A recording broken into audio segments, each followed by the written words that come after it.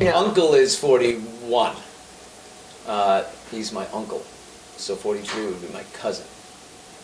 Yeah, so my dad is the younger brother of George Sr., who's 89. So my dad's 82 and he's his younger brother. Well, I've avoided politics my whole life, thank heavens. And the difference between what I do on Access Hollywood and, you know, entertainment, and I've been living in LA now for 10 years, but I started on the radio here in DC.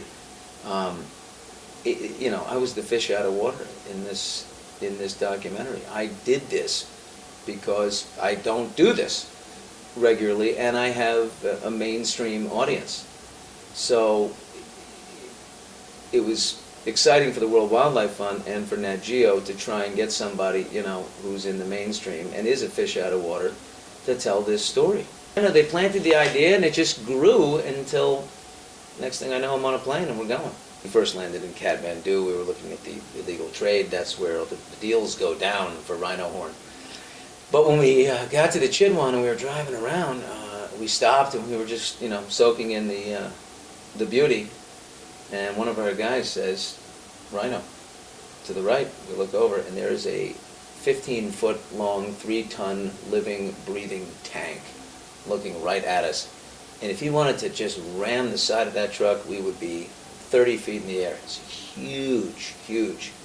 And it was just beautiful. He's eating, looked up, looked at us, and I looked at him, and he went back to eating, and we slowly got him, and after we took pictures, and we left. But these things are just wrecking balls. They're incredible. They're 35 miles an hour on foot, and they're huge.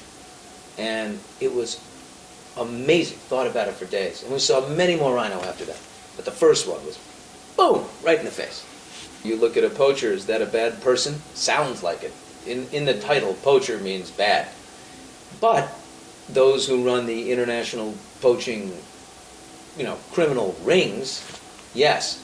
The individual people that they recruit, yeah, getting 5 cents a day to farm or getting 30 grand for a rhino horn. You got 4 kids. We drove through many villages, visited schools, and kids are playing with rocks and a stick.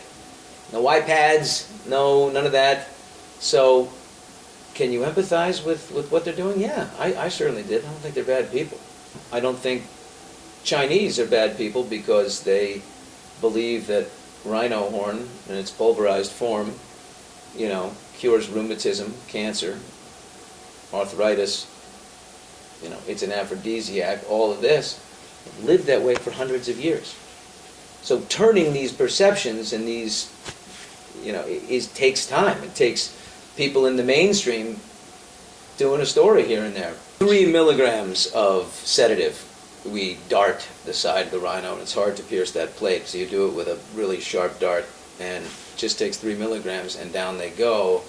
But it's very intense because you're monitoring heart rate, you're monitoring temperature, you can lose respiratory ability in the rhino, and, you know, the biggest challenge of all is what if we go over and attempt to put a GPS tracking collar on a rhino in order to keep track of him and keep him safe and those around him. And we kill one. I mean, that would just be the worst. We did it well, except for we put the collar on. The first time we put it on, it was too loose. So then we lost some valuable clock and had to take it off and tighten it because it gets caught on a tree branch or something, and that was frightening because there's a doc screaming, we're running out of time, while I'm unscrewing. I'd rather be tightening when he says we're running out of time.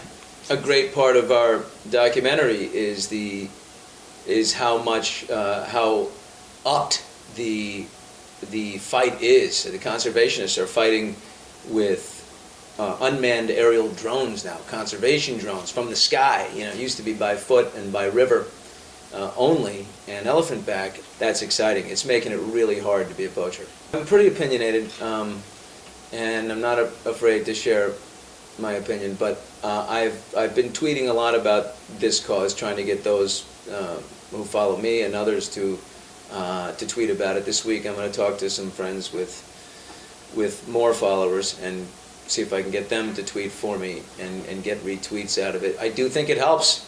I mean, look at the TV show Scandal. I mean, its ratings have jumped by millions because of the people involved in the show tweeting. Yeah. Instagrams. It works.